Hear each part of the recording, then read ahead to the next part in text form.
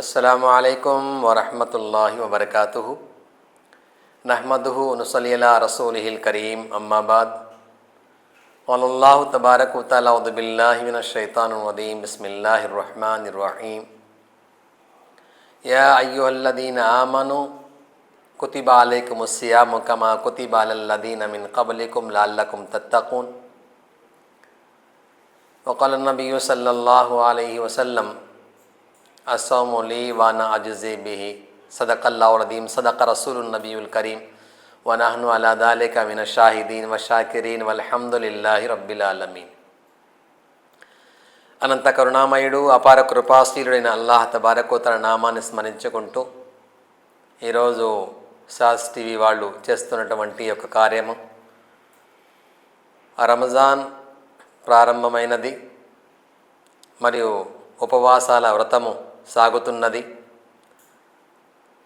ప్రతి దగ్గర ముస్లిం సోదరులు ఆనందాలతో మరియు వాళ్ళ కళ్ళలో ఎంతో ఆనందాలు కనిపిస్తున్నాయి. ఇలాంటి మహోత్తరమైన మాసము ప్రారంభమైనది. ఈ యొక్క మాసము యొక్క విశిష్టత, ప్రాముఖ్యత ప్రజలకు తెలియపరచాలని చెప్పి సాస్ టీవీ వాళ్ళు చేస్తున్నటువంటి ప్రయత్నము అమోఘము.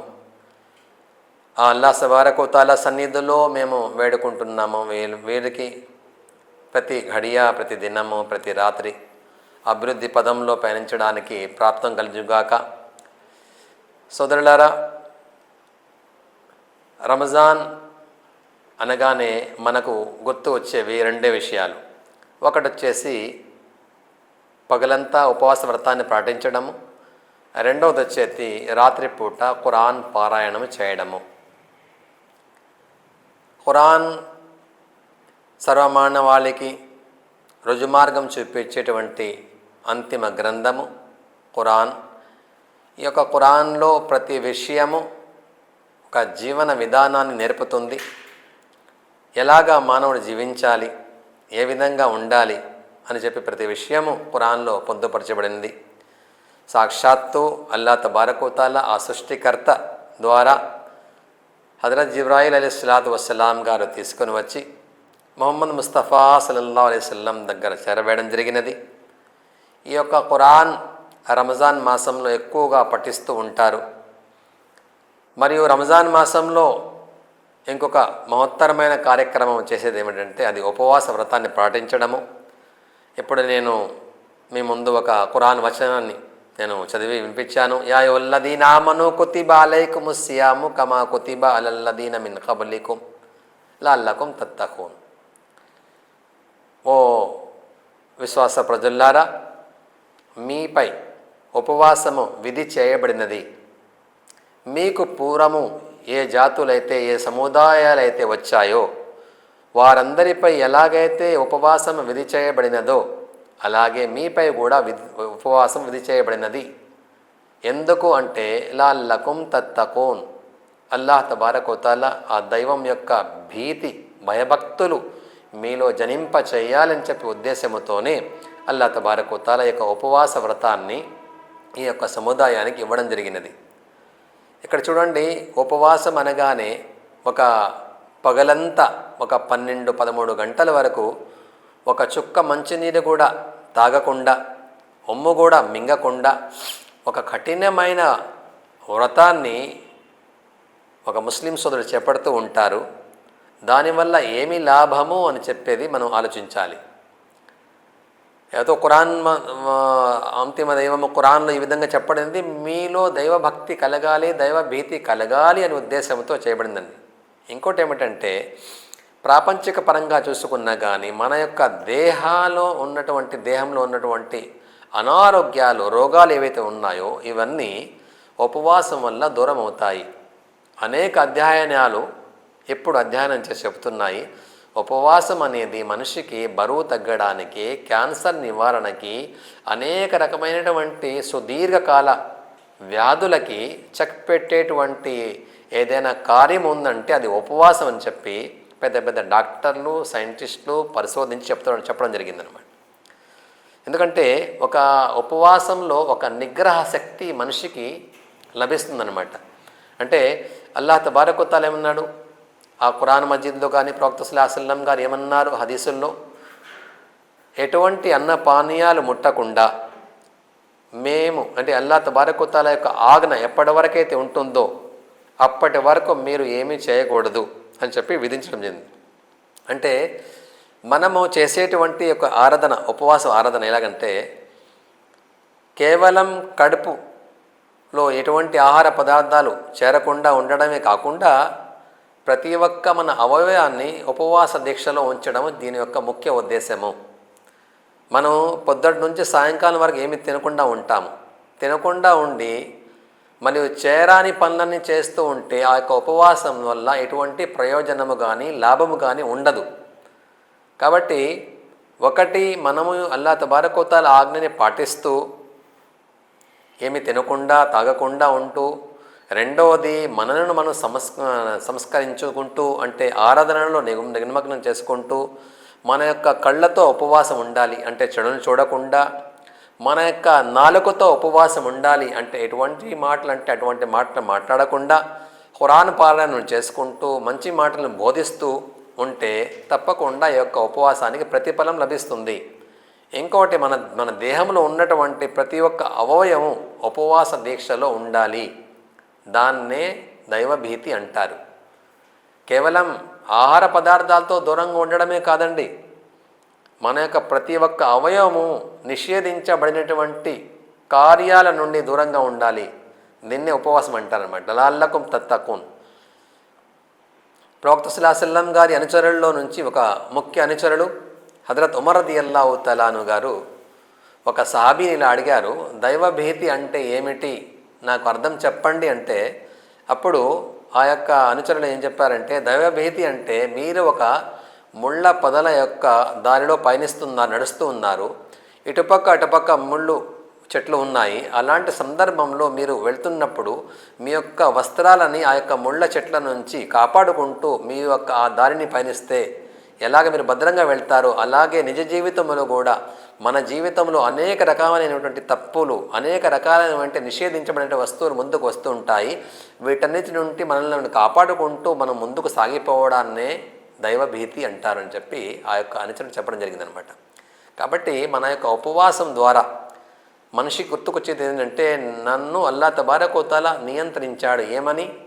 ఇన్ని గంటల నుండి ఇన్ని గంటల వరకు ఏమీ తాగకూడదు, తినకూడదు అని చెప్పి ఆ యొక్క నిగ్రహంతో జీవిస్తూ ఉంటాడనమాట. ఎవరి దగ్గర అయితే నిగ్రహశక్తి ఉంటుందో అతను అనేక విజయాలు సాధించడానికి ఆస్కారం ఉంటుందన్నమాట. నిగ్రహశక్తి కోసము విల్ పవర్ అనేది చాలా అవసరం అన్నమాట. ఈ నిగ్రహశక్తి, విల్ పవర్ అనేది మనిషికి ఈ యొక్క ఉపవాసం ద్వారా ఎక్కువ లభిస్తూ ఉంటుంది. కాబట్టి ఒక ఉదాహరణ మీకు చెప్తున్నాను. అదేమిటంటే, ఒక చిన్న పిల్లవాడి ముందు కొన్ని ఆట బొమ్మలు వేసి ఆ చిన్న పిల్లవాళ్ళకి ఏం చెప్పారంటే, ఈ ఆట బొమ్మలని మీరు కొన్ని గంటల వరకు ముట్టుకోకూడదు అని చెప్పిన తర్వాత ఆ పిల్లవాడి యొక్క మనస్సులో ఏమొస్తుందంటే, నేను ఆట బొమ్మలు ముట్టుకోవాలి, తాకాలి, ఆడుకోవాలని చెప్పి ఎలాంటి ఉత్సాహం ఉంటుందో ఆ పిల్లవాడిలో, అలాగా అతను ఆ యొక్క నియంత్రించినటువంటి సమయానికి కట్టుబడి ఉండి ఆ యొక్క ఆట బొమ్మను తాకకుండా ఉంటే ఆ పిల్లవాడు తదుపరి జీవితంలో అభివృద్ధి పదంలో పయనిస్తాడు. ఎందుకంటే ఒక నిగ్రహ శక్తి అనేది చాలా ముఖ్యం అన్నమాట. అలాగే ఒక ఉపవాసం ఉన్న వ్యక్తి కూడా పొద్దున 5 గంటల నుంచి సాయంకాలం 6 గంటల వరకు ఏమీ తినకుండా నిన్ను నిగ్రహించుకుంటూ అల్లాహ్ తబారక వ తఆలా ఆజ్ఞ కట్టుబడి ఉండి నువ్వు జీవనం గడిపితే తప్పకుండా రంజాన్ తర్వాత కూడా అలాంటి జీవితమే నువ్వు గడపడానికి ఆస్కారం నీకు ఉంటుందని చెప్పి అల్లాహ్ తబారక వ తఆలా మనకు మన జీవితంలో ఉపవాసాన్ని ఇవ్వడం జరిగిందనమాట. కాబట్టి ఎంతో మనము అదృష్టవంతులము. ఇలాంటి రంజాన్ మాసమును మనకు దొరకడం అనేది, రంజాన్ మాసం యొక్క ప్రత్యేకత గురించి నేను కాదండి, సాక్షాత్తు ఆ దైవ ప్రవక్త, అంతిమ ప్రవక్త, చిట్ట చివరి ప్రవక్త ముహమ్మద్ ముస్తఫా సల్లల్లాహు అలైహి వసల్లం గారు ఏం చెప్పారంటే, అల్లాహుమ్మ ఇన్నా నసలుక, ఒక దువా ఉంది, అదేమిటంటే అల్లాహుమ్మ బారిక్ లనా ఫీ రజబ వ షాబాన్ వ బల్లిగనా ఇలా రంజాన్. అంటే దానికి అర్థం ఏమిటంటే, ఓ అల్లాహ్ మాకు షాబాన్ నెల మరియు రజబు నెల, ఈ రజబు షాబాన్ 2 నెలల్లో కారుణ్యభరితమైన జీవితాన్ని ప్రసాదించు, మరియు మమ్మల్ని పూర్తి ఆరోగ్యముతో రంజాన్ మాసం వరకు చేర్పించు స్వామి అని చెప్పి అల్లాహ్ తబారక వ తఆలా సన్నిధిలో ఆ దైవ ప్రవక్త ముహమ్మద్ సల్లల్లాహు అలైహి వసల్లం గారు కోరుకోవడం జరిగిందనమాట. అంటే రంజాన్ మాసంలో నాకు జీవనం గడిపేటందుకు ప్రాప్తం కలిగించు అని చెప్పి హజరత్ ముహమ్మద్ ముస్తఫా సల్లల్లాహు అలైహి వసల్లం గారు చెప్పడం జరిగింది. అంటే ప్రవక్త సల్లల్లాహు అలైహి వసల్లం గారి యొక్క హదీసు వచనాలలో ఇది కూడా ఒకటి ఉంది. ఎందుకంటే మాలి వ దునియా, అంటే ప్రవక్త గారు చెప్తారు, నాకు ఈ ప్రపంచంతో ఎటువంటి సంబంధం లేదు, నేను ఈ ప్రపంచంలో ఉన్నాను అంటే నా యొక్క దైవాన్ని సంతోష పెట్టడానికే ఉన్నాను అని చెప్పి ఒక హితబోధ చేసినటువంటి సందర్భం కూడా ఉందన్నమాట.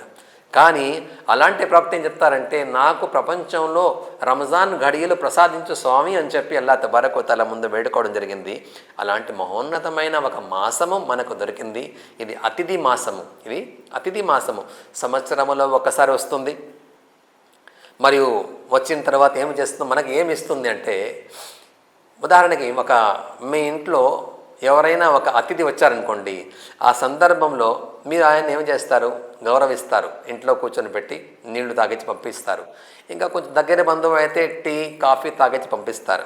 ఇంకా దగ్గర బంధువు మీకోసము, మీ పిల్లల కోసము, మీ సతీమణి కోసం ఏదైనా వస్త్రాలు కానివ్వండి, తినేటువంటి వస్తువులు కానీ తినికొస్తే అతన్ని ఇంకా గౌరవిస్తారు. మీరు గౌరవించి ఒకరోజు కాదు 2 రోజులు మా ఇంట్లో ఉండిపోండి అని చెప్పి వాళ్ళని ఆహ్వానిస్తారనమాట. అలాగే రంజాన్ మాసం కూడా మనకు 11 నెలల తర్వాత 12వ మాసం రూపంలో మన ముందు వస్తుంది కదా. మనకు ఏమి ఇస్తుంది అంటే, ప్రవక్త సల్లల్లాహు అలైహి వసల్లం గారు చెప్తున్నారు, దీని యొక్క 3 దశకాలు ఉన్నాయి. 3 దశకాలు. పహలా అషరా, దూసరా అషరా, తీసరా అషరా. మొదటి దశకము అల్లాహ్ తబారక వ తఆలా యొక్క కారుణ్యం వర్షిస్తూ ఉంటుంది. ఈరోజు 2వ ఉపవాసం అండి. ఇప్పటి నుంచి ఒక 10వ ఉపవాసం వరకు, అంటే 10వ ఉపవాసం పూర్తయ్యేంత వరకు అల్లాహ్ తబారక వ తఆలా యొక్క కారుణ్యం వర్షిస్తూనే ఉంటుందన్నమాట. కారుణ్యంలో తడిసి ముద్దవుతూ ఉంటారు విశ్వాసులు. అల్లాహ్ తబారక వ తఆలా యొక్క కారణాన్ని స్వీకరిస్తూ ఉంటారు. 2వ 10 రోజు 2వ దశకంలో ఏముందంటే, అల్లాహ్ తబారక వ తఆలా ఆ సర్వలోక సృష్టికర్త అయిన అల్లాహ్ తబారక వ తఆలా యావత్తు ఉపవాసం ఉండేటువంటి వ్యక్తుల యొక్క పాపాలను క్షమించి వేస్తూ ఉంటాడనమాట. ఇది మగ్ఫిరత్ అంటే పాపాలు క్షమించి వేస్తాడు. అల్లాహ్ తబారక వ తఆలా యొక్క ఎవరైతే ఉపవాసం ఉంటారో, ఉపవాసం ఉండకుండా ఉపవాసం ఉండే వారికి సేవలు అందిస్తూ ఉంటారో వారందరినీ అల్లాహ్ తబారక వ తఆలా క్షమించి వేస్తూ ఉంటారు. ఎప్పుడు జరిగేది ఇది? 2వ దశకంలో. 3వ దశకంలో ఏం జరుగుతుందంటే, దీంట్లో అల్లాహ్ తబారక వ తఆలా ఎవరిని పాపాలు ఎక్కువగా అయిపోయి, ఎవరి యొక్క పాపాలు ఎక్కువైపోయిన తర్వాత వారికి నరకంలో పోవడము తప్పనిసరి అయినదో వారిని అల్లాహ్ తబారక వ తఆలా ఈ యొక్క రంజాన్ వల్ల వారిని ఆ యొక్క నరకం నుంచి విడుదల చేస్తారనమాట. కాబట్టి 3 విధాలుగా మన ముందు ఒక బహుమానాలు తీసుకొని వచ్చేటువంటి ఒక మాసం ఇది ఉందంటే అది రంజాన్ మాసం అనమాట. మొదటి దశకము అల్లాహ్ యొక్క కారుణ్యం వర్షిస్తూ ఉంటుంది. 2వ దశకము అల్లాహ్ తబారక వ తఆలా అందరినీ క్షమాభిక్ష ప్రసాదిస్తాడు. 3వ దశకంలో నరకాగ్ని నుంచి విముక్తి కలిగిస్తూ ఉంటాడనమాట. కాబట్టి రంజాన్ యొక్క ప్రతి గడియ చాలా అమూల్యమైనది. ఒక్కసారికైనా మనం మన చేతి నుంచి దీన్ని జార విడుచుకుంటే మన జీవితంలో దీనికి తగ్గట్టు మన జీవితం అంతా, అంటే ప్రవక్త సల్లల్లాహు అలైహి వసల్లం చెప్తారు ఏమని, రంజాన్ మాసంలో మీరు కానీ ఎటువంటి ఉజుర్ లేకుండా మీరు కానీ ఉపవాసం మొదలుపెట్టేస్తే, ఎటువంటి బలమైన కారణం లేకుండా ఉపవాసం ఉండకుండా ఉంటే గుర్తుపెట్టుకోండి, ఆ ఉపవాసాన్ని పూర్తి చేయడానికి మీరు దానికి తగ్గట్టు మీ జీవితమంతా ఉపవాసం ఉన్నా కానీ రంజాన్ ఉపవాసం యొక్క ప్రతిఫలం మీకు ఎప్పటికీ దక్కదు అని చెప్పి ప్రవక్త సల్లల్లాహు అలైహి వసల్లం చెప్పారనమాట. ఇంకో విషయం ఏంటంటే, రంజాన్ మాసం ఎలాగంటే మనకు పుణ్యాలు కురిపించేటువంటి మాసము. ఈ రంజాన్ మాసంలో ఒక్క పుణ్యము చేస్తే మీకు 70 పుణ్యాలు చేసినట్టుగా ప్రతిఫలం మీకు దక్కుతుంది. అలాగే ఎవరైనా ఈ యొక్క రంజాన్ మాసంలో ఒక విధి కాబడనటువంటి కార్యక్రమము చేస్తే అతనికి విధి చేయబడినటువంటి పుణ్యం చేసేటువంటి ప్రతిఫలం దక్కుతుంది. ఎవరైతే విధి చేయబడినటువంటి కార్యము పూర్తి చేస్తే అతనికి అల్లాహ్ తబారక వ తఆలా 70 విధి చేయబడినటువంటి పుణ్యాలు చేసినట్టుగా ప్రతిఫలం తగ్గుతుంది అని చెప్పి ప్రవక్త సల్లల్లాహు అలైహి వసల్లం గారు తన వచనాల్లో చెప్పడం జరిగిందనమాట. కాబట్టి సోదరులారా, మనిషి జీవితంలో ఏదైనా పోగొట్టుకుంటే ఇంకోసారి మనం కష్టపడి తెప్పించుకోవచ్చు, రప్పించుకోవచ్చు, సాధించుకోవచ్చు, పొందొచ్చు. కానీ జీవితంలో మన ఒక్కొక్క గడి అనేది ఎంత ముఖ్యమంటే, ఒక్కసారి కానీ మనం ఆ గడిని వదిలిపెట్టేస్తే, వృధా చేస్తే జీవితంలో ఆ గడియ మనకి ఎప్పటికీ తిరిగి రాదనమాట. అందుకనే ఉర్దూలో మేము చిన్నప్పుడు చదివేటప్పుడు ఒక పుస్తకం ఉంది, ఉర్దూ ఖాయిదా అని. దాంట్లో ఒక మాట చెప్తారు ఏమని, గయా వక్త్ ఫిర్ హాత్ ఆతా నహి. అంటే మన చేతి నుండి సమయం జారవిడిపోతే ఇంకా మన జీవితం ఎప్పటికి రాదు. నా జీవితంలో 20 సంవత్సరం మళ్ళీ రావాలంటే వస్తుందా? రాదు. 21 రావచ్చు, 23 రావచ్చు, 30 రావచ్చు, 40 రావచ్చు, కానీ 20 రాదనమాట. కాబట్టి మన జీవితంలో దొరికినటువంటి ఈ రంజాన్ మాసాన్ని మనము పూర్తిగా దీన్ని ఆస్వాదిస్తూ, ఆహ్వానిస్తూ, దీన్ని స్వాగతిస్తూ పూర్తిగా ఉపయోగించుకుంటే మనకన్నా ధన్యులు ఈ ప్రపంచంలో ఎవ్వరు ఉండరనమాట. అల్లాహ్ తబారక్ వ తఆలా సంతోష పెట్టడానికి మనం చేసేటువంటి ఆరాధనలు అల్లాహ్ తబారక్ వ తఆలా చూస్తూ ఉంటాడు. మనం దాంట్లో ప్రత్యేకంగా మనం ఏం చేయాలంటే దృఢమైన సంకల్పం ఉండాలన్నమాట. దృఢమైన సంకల్పం. అందుకని చెప్తారు, ఉపవాసం అనేది కేవలము ఆ సృష్టికర్త కొరకే అయింది. అందుకని నేను మీకు ముందుగానే ఒక హదీస్ చదివి వినిపించాను. దాని అర్థం ఏమిటంటే అస్సౌము లీ వానా అజిజీ బిహి. కొన్ని హదీసులు ఉజ్జా బిహి కూడా ఉంది అధ్యయనం. దాని అర్థం ఏమిటంటే ఉపవాసము ఆ సృష్టికర్తని చెప్తారంటే ఉపవాసము కేవలం నా కొరకే, నేను దానికి ప్రతిఫలం స్వయంగా నేనే ఇస్తాను. దాని ఇంకొక అర్థం కూడా చెప్పడం అనమాట, ఆ ఉపవాసానికి ప్రతిఫలము నేనే అవుతాను. 2 విషయాలు చాలా గొప్ప విషయాలు ఇక్కడ. ఒకటి వచ్చేసి మనం చేసేటువంటి నమాజులు ఉన్నాయి, హజ్ యాత్ర ఉంది, ఆర్థిక దానం ఉంది, ఇవన్నీ ఉన్నాయి కదా. వీటన్నిటికీ ప్రతిఫలము అల్లాహ్ తబారక్ వ తఆలా అల్లాహ్ దగ్గర ఉన్నటువంటి దైవదూతల ద్వారా ప్రతిఫలాలు ఇప్పిస్తారనమాట. నమాజుకి ప్రతిఫలము ఇవ్వండి మీరు, జకాత్కి ప్రతిఫలము పుణ్యం మీరు ఇవ్వండి అంటే దైవదూతల ద్వారా ఇప్పిస్తూ ఉంటారనమాట. ఎప్పుడైతే ఉపవాస వ్రతానికి ప్రతిఫలం గురించి మాట చర్చ జరుగుతుందో అప్పుడు ఏం చెప్తారంటే ఆ సాక్షాత్తు పరమపరుడు సృష్టికి అని చెప్తారంటే మీరంతా దూరంగా జరగండి. ఇంకా ఈ ఆరాధన అనేది కేవలం నా కొరకు ఉంచబడినది కాబట్టి దీనికి ప్రతిఫలము నేనే అవుతాను, నేనే ఇస్తాను అని చెప్పడం జరిగిందనమాట. చాలా గొప్ప విషయం అండి. మనం అనుకుంటాం కానీ ఈ ప్రపంచంలో సంతృప్తి కలిగించేటువంటి విషయం ఏదైనా ఉందంటే అది ఆ యొక్క దైవ నామస్మరణమే. ఏ విషయంలో కూడా సంతృప్తి ఉండదన్నమాట. కేవలం అల్లాహ్ తబారక్ వ తఆలా ఆ దైవం యొక్క నామాన్ని స్మరించుకుంటే ఎంత సంతృప్తి ఉంటుందో ఆ సంతృప్తి పొందడానికే మనం ఉపవాస వ్రతాన్ని చేపడుతూ ఉంటాం అన్నమాట. అందుకనే నేను ఆకలిగా ఉన్నాను, నేను చెప్పేంత వరకు మీకు తెలియదన్నమాట ఆకలిగా ఉన్నానని చెప్పి. అదే ఏదైనా పని చేస్తూ ఉంటే వేరేవాళ్ళు చూస్తూ ఉంటారు, ఫలానా పని చేస్తున్నానని చెప్పి. కానీ నేను ఆకలిగా ఉన్నాను అని చెప్పేంటి ఒక కార్యము నేను బయటకు చెప్పనంత వరకు అది లోపలే ఉంటుందన్నమాట అది.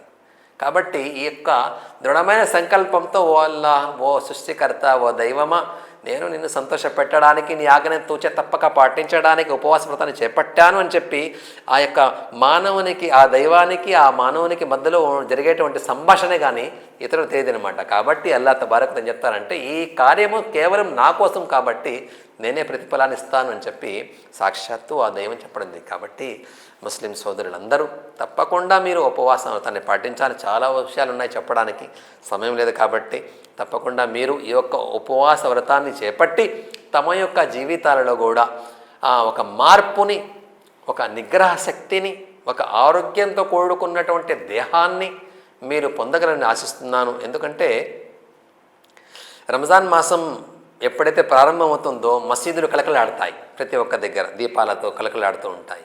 ప్రతి ఒక్క మహల్లాలో, వీధుల్లో చిన్నారులు కానీ ఇఫ్తార్ సమయం చూడండి ఎంత బాగుంటుందో. ఇఫ్తార్ సమయంలో ఒక ఐక్యతను చూపిస్తారు ముస్లిం సోదరులు. అందరూ కలిసికట్టి ఒక దగ్గర కూర్చొని ఉపవాస విరమణ చేస్తూ ఉంటారనమాట. అందరూ కలిసి, ధనికులు కానివ్వండి, పేదవాళ్ళు కానివ్వండి, పక్క పక్కన కూర్చొని ఒకరికి ఒకరు ఖర్జూరం ఇచ్చుకుంటూ, నీళ్లు తాగిపించుకుంటూ ఉపవాస వ్రతాన్ని విరమిస్తూ ఉంటే ఆ యొక్క సన్నివేశం అనేది కళ్ళారా చూస్తే ఎంత సంతోషం కలుగుతుందంటే ఒక ఆధ్యాత్మిక ఆరాధన తర్వాత ఒక గొప్ప సందేశాన్ని యావత్తు ప్రపంచానికి ఇవ్వడం జరుగుతుందన్నమాట. కలిసికట్టుగా ఉందాము అని. కాబట్టి మా యొక్క ముస్లిం సోదరులకి ఒక చిన్న విజ్ఞప్తి కాదు, ఒక వేడుకలు ఏంటంటే మీ యొక్క ఉపవాస విరమణలో మన ముస్లిమేతర సోదరులు ఏవైతే ఉన్నాయో, హిందూ సోదరులు కానివ్వండి, క్రిస్టియన్ సోదరులు కానీ వాళ్ళని కూడా ఆహ్వానించి తమ యొక్క ఉపవాస వ్రతంలో విరమణ సమయంలో వాళ్ళు కూడా పాలుపంచుకోమని చెప్పండి. ఎందుకంటే మనము హిందూ సోదరులము, క్రైస్తవ సోదరులు కలిసికట్టుగా ఉంటేనే మన భారతదేశం ప్రగతి పదంలో పయనిస్తుంది. కాబట్టి చాలా అవసరం అండి. ఎలాగైతే రంజాన్ మనకి ఒక ఐకమత్యాన్ని చాటుతుందో అలాంటి ఐకమత్యాన్ని ప్రతి ఒక్క మనసులో కూడా తీసుకుపోవడానికి ప్రతి ఒక్క ముస్లింపై ఉన్నటువంటి బాధ్యత అల్లాహ్ తబారక్ వ తఆలా మనందరినీ రంజాన్ మాసం గురించి తెలుసుకొని దానిపై అమలు చేయడానికి ప్రాప్తం కలుగుగాక. ఇంకా చాలా విషయాలు ఉన్నాయి. సాస్ టీవీ ద్వారా తదుపరి కార్యక్రమంలో ఇన్షాల్లా అనేక విషయాలు చెప్పడానికి పూర్తిగా ప్రయత్నిస్తాము. అల్లా తఆలా మనందరినీ మంచి పనులు చేయడానికి, ఐక్యమత్యంతో ఉండడానికి, భారతదేశ అభివృద్ధి కొరకు ప్రతి ఒక్కరూ కలిసికట్టుగా ముందుకు పోవడానికి ప్రాప్తం కలుగుగాక. ఆమీన్. అస్సలాము అలైకుం వరహమతుల్లాహి వబరకాతుహు. ముష్తాక్ మదనీ.